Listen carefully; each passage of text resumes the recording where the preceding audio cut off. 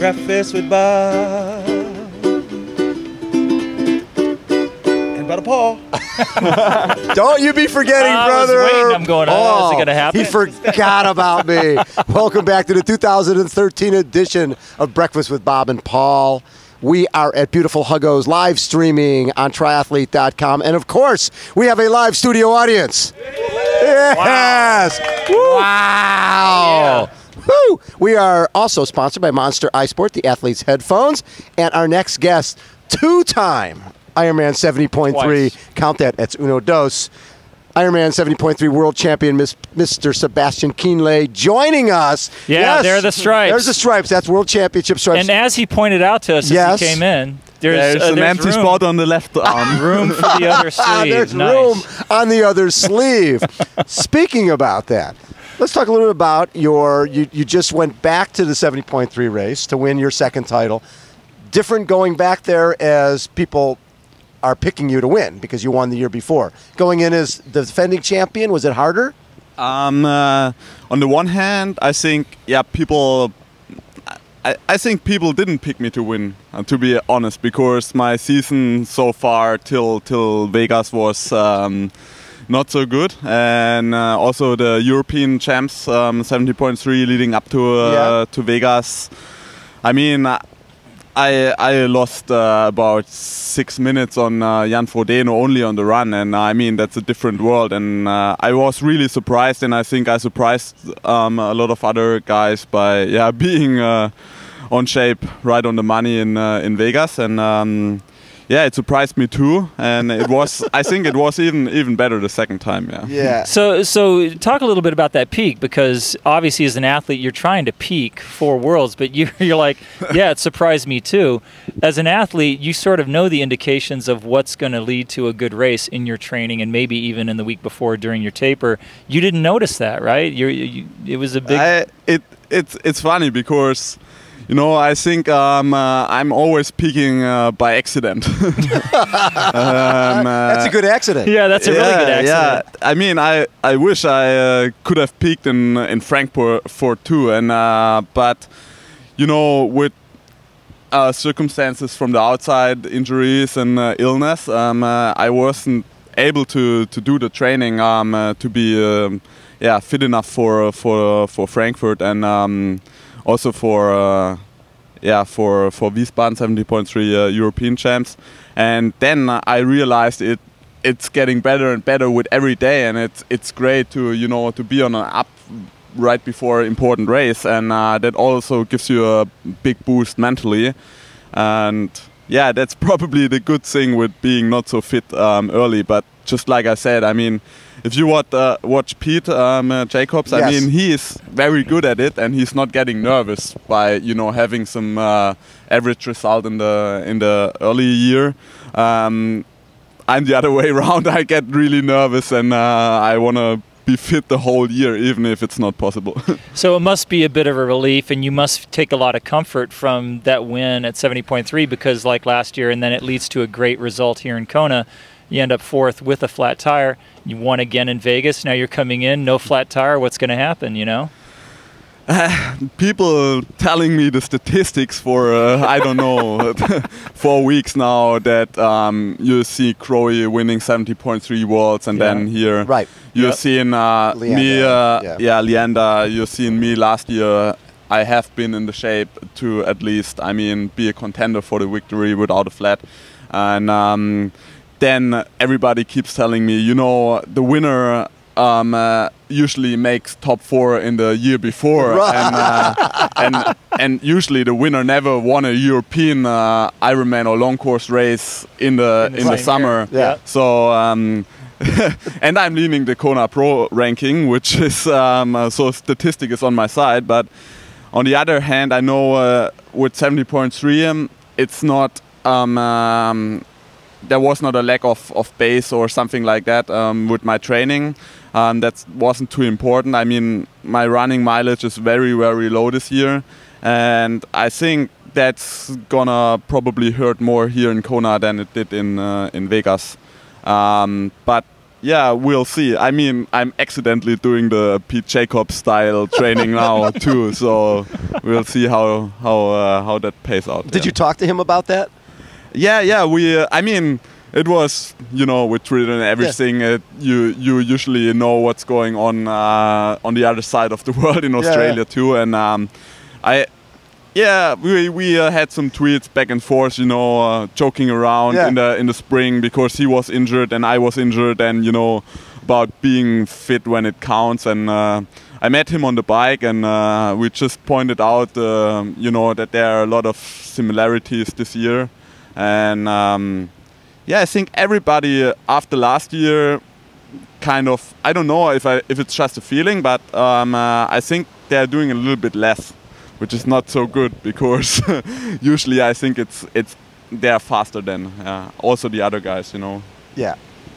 Last year when you came into this race, the media, I think the general U.S. media certainly knew about you only through maybe the other athletes. A lot of people were talking about you. A lot of your peers were talking about you. But the media themselves were like, you know, a little bit, I don't know, you know, everyone's talking about it. We're not early adapters. Yeah, this is Kona. And then you come out and show what you showed and in that race last year. And so is this year different for you leading up to the race, sort of with more of a target on your back, with more people knowing who you are? And obviously the result that you had has been proven now. You proved it in Vegas, you proved it in Kona last year, and now same scenario. So everyone's looking at you. Does that change things for you? Is more pressure? I think, you know, I mean, I just saw the list of guys having breakfast with you, and I mean, by the way, I think you have the best job in the world. I thought I have a good job, but you guys having breakfast the whole day, that's, I mean, now you're assuming we get paid. Getting to the point now where look at that. He's assuming we get paid. Yeah, with free breakfast. Yeah, exactly. No, I think if you look at the list there, I mean, everybody keeps telling you that, and so probably you know, the audience and you guys and everybody gets tired of it. But there are like 20 guys with a target on their back, or at least 10. I mean, they're pretty much everybody. I mean, Andy Rehlert is like finished on the podium every Kona, and Pete Jacobs seems to be very fit. Eneko Lanos had a great season. Bevan Luc van Lierde had a great race here last year, and had a really fast marathon in Nizza. And I mean, you could go on and on like this for the whole time. So I think I'm just one of them. And I mean, with only one start in Kona, it's not, you know, I think there will be difficult races to come, and probably it's this year, you never know. So I mean, I didn't, you know, I think I'm not really Kona approved at this point of my career. Ask me 2 or 3 years later, maybe then I'll really have a target on my back. But right now, I just feel very comfortable that I have a lot of respect from the other guys and also from the media. I mean, that's what are you working for as a professional too, you know? Yes. Sponsors, yes. Yeah, exactly. The sponsors are happy. So yeah, media, they like media. So last year when you flatted, it wasn't the first time that happened. It happened at Ironman Arizona. And you've seen video of Norman Stadler melting down in lava fields when he got a flat. You seem to keep it together, even though it took a while to change that tire. Did you learn from Ironman Arizona to sort of keep your cool? Because there's not much you can do. And in Arizona, you probably went a little too hard trying to make up for that time. Absolutely. I mean, it's, you know, usually I think I'm a guy that is more like Norm in races, you know. I could go really off when something stupid happens. Yeah. And I was surprised by myself how really calm I stayed in this situation. But yeah, just like you pointed out, the Arizona race really helped a lot. And I mean, that's sometimes way more important to learn something out of a race like this, to be prepared for the real important races like Kona. And yeah, I mean, in Arizona, I did the mistake and tried to, you know, make up all the lost time by the flat. And, you know, just I was so angry on the bike about my misfortune, and just try to cover it up, it's never possible. You know, you have to deal with it how it is, and you can't just, you know, turn around. You have to stay calm. I mean, it's easy to say, but in a race, it's more difficult. And I still don't know if I will, you know, stay calm if it would happen this year again. Right. I don't know, but I try to, definitely, because what I learned out of Kona too is it's still not over. I mean, I still had a shot on the podium, and and that's what you could see with the real great athletes. Also like Andy Raylard last year. I mean, it must have been a shock for him coming out of the water together with me. And I mean, he still, you know, didn't give up. And right. Yeah, he that's still was right back up there again. Yeah, that's what it's all about. Yeah. How does it feel to be, in a sense, the boss out there on the bike? Because there's guys at this race every single year, it seems like, for generations now. There is a controlling factor on the bike that everyone knows is out there. It's been Jürgen Zach, it's been Thomas Hellriegel, it's been, and shockingly, it's been German many times. It's been Norman Stadler. Everyone, and I think Steve Larson at one point was sort of that guy. But you are now now that guy, you know. And the pro field, the men's pro field, if they are going to look to anybody in the early stages, you know, and throughout that bike ride, it's going to be you. Everyone is gauging sort of what's going to happen on when he's going to get here, when he gets here, what are we going to do? When he goes through, who's going to go with him, who can give him company, and a lot of the past guys have taken immense pride in that. Jürgen Zach was all about being absolutely breaking people's legs on the bike. How does that play in to the race for you? Are you interested in coming off that bike with absolutely scalding time and taking the run out of the guy's legs, or are you going to have the best ride you can ride and then surprising people on the run? First, I have to disagree. Good. Yeah. He's always because wrong. I think I won't be in front of the TV camera at the early stages of the bike, because I think really the guy who will be in front. I mean, if he didn't have a bad day, is Andrew Starikovic. Yeah. Because he is a way better swimmer than me. I think he will be usually in the front pack. And he said so too, by the way. Yeah, he said I swim a lot better. And I mean, if he is already saying like the first 5 hours of the race are his 5 hours of the race. So right. I mean, if he's wanna do it like that, I mean, I don't have fun. I don't wanna catch him. I mean, I don't. It's for me.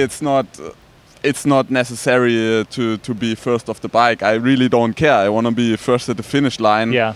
And most of the times it just pays off for me to make the race hard on the bike. And I think it's even better with Andrew in the field to make it even harder. I think this year it's gonna be a hard bike ride.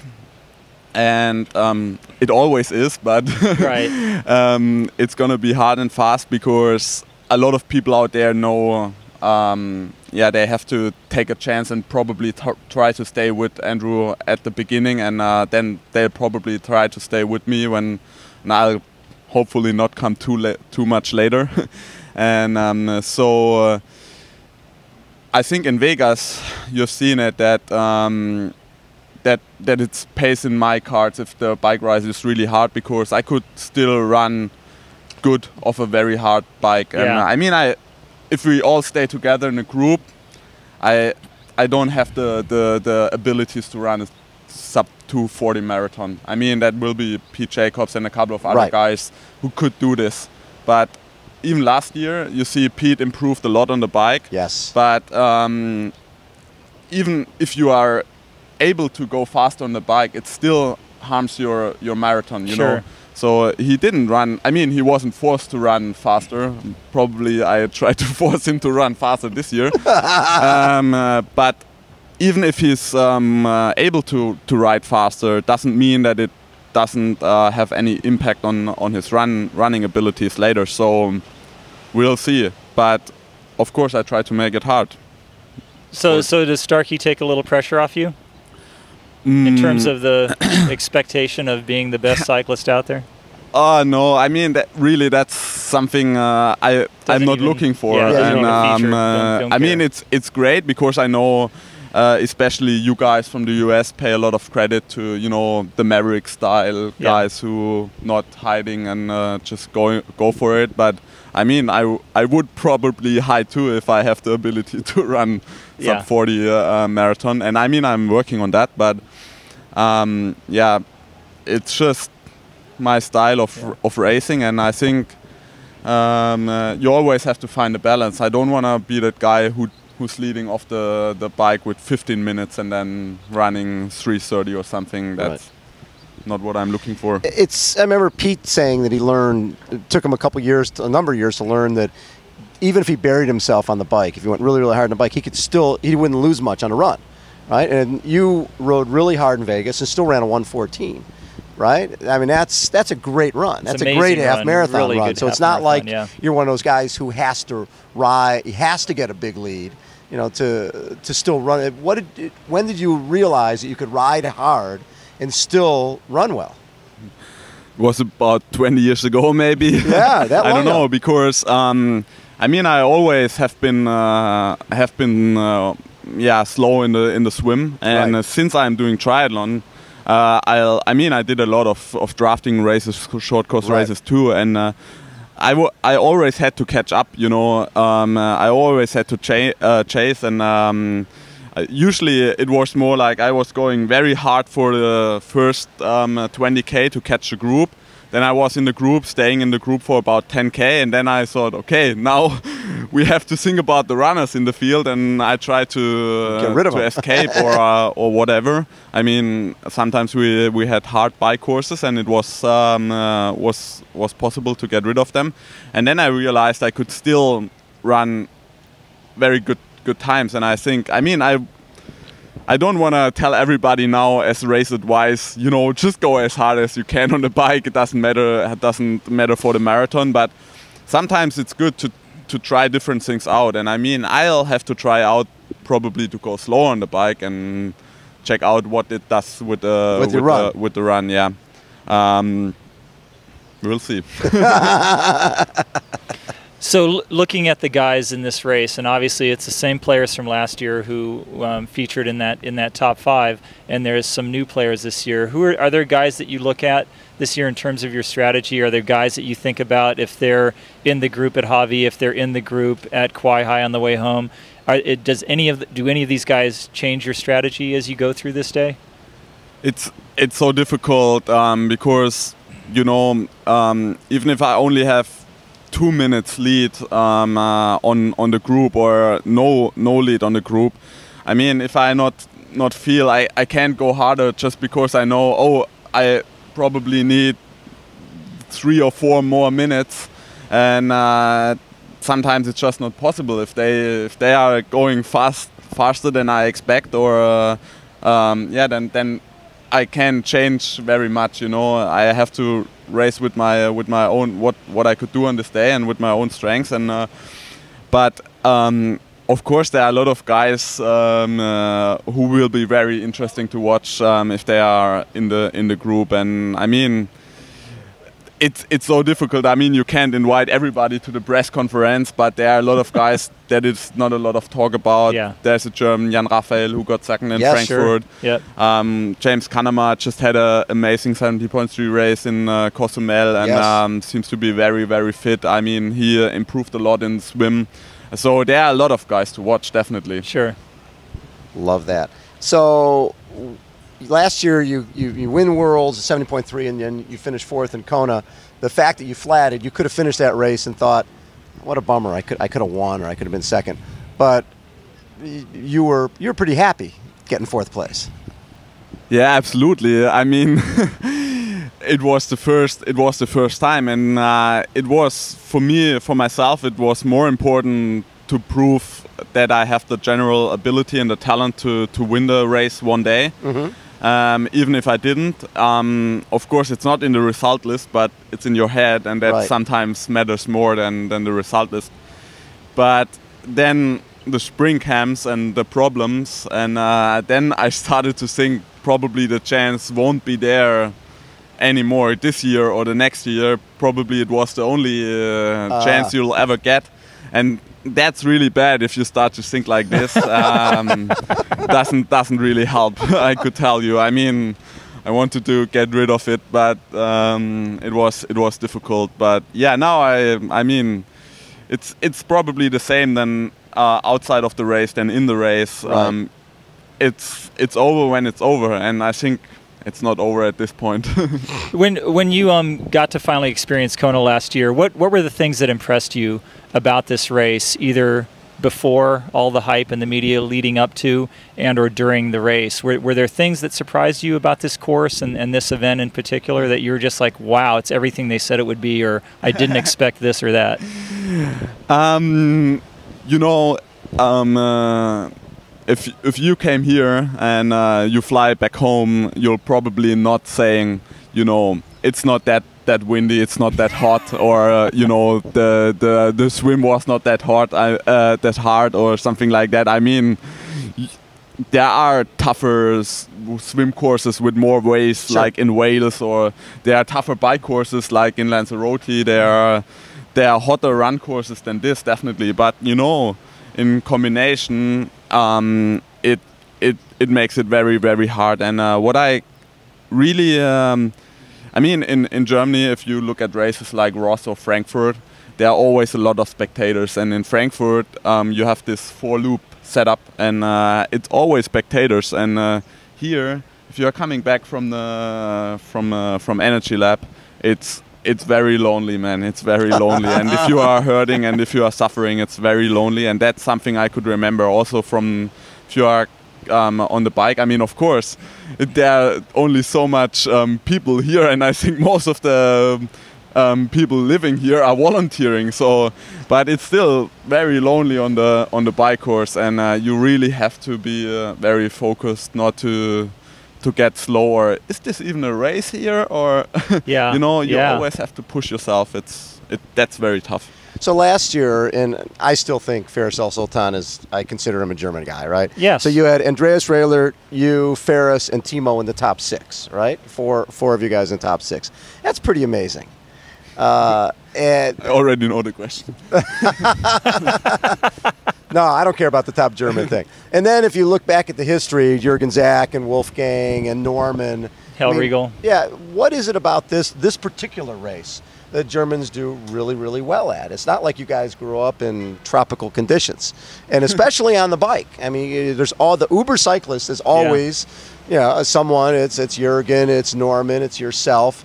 What is it? Does everybody ride bikes? I think, you know, it's already self-explaining a little bit because it's a tradition, you know. I mean, if you have great guys in the sport, there's a lot of media attention for the sport too. So it attracts guys, also me. I mean, when I first saw the Ironman in TV in Germany, and we had a big newspaper, you know, having a story about Thomas Hellriegel's first Hawaii victory.